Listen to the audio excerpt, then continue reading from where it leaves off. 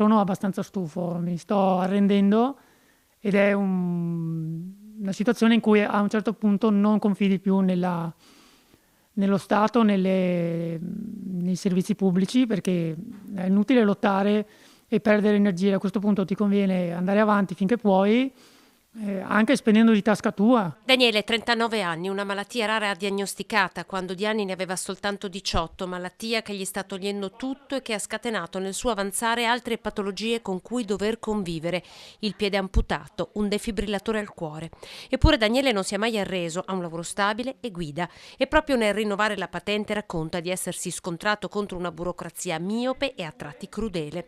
Pur avendo fatto l'iter previsto per avere una patente di guida speciale, gli è arrivata la patente normale. Il certificato è stato rilasciato correttamente, ma ha ricevuto la patente a casa, era una patente normale che impedisce a una persona di comprare una macchina con l'IVA al 4%. Sono stato costretto alla fine, per riuscire a prendere il mezzo e a trovare la possibilità di avere più indipendenza, essere un po' più autonomo e mantenere quella poca dignità che rimane alle persone disabili con gravità, ho dovuto alla fine acquistare la macchina. È stata comunque una mia scelta con l'IVA al 22%. Una volta acquistata l'auto, poi le modifiche da effettuare per poterla guidare sono tutte a carico di Daniele, perché nella sua certificazione di invalidità, riconosciuta all'80%, manca la postilla che riconosce alle disabilità gravi agevolazioni fiscali anche importanti. Ci troviamo impaltanati in questa burocrazia che di sicuro non aiuta le persone con difficoltà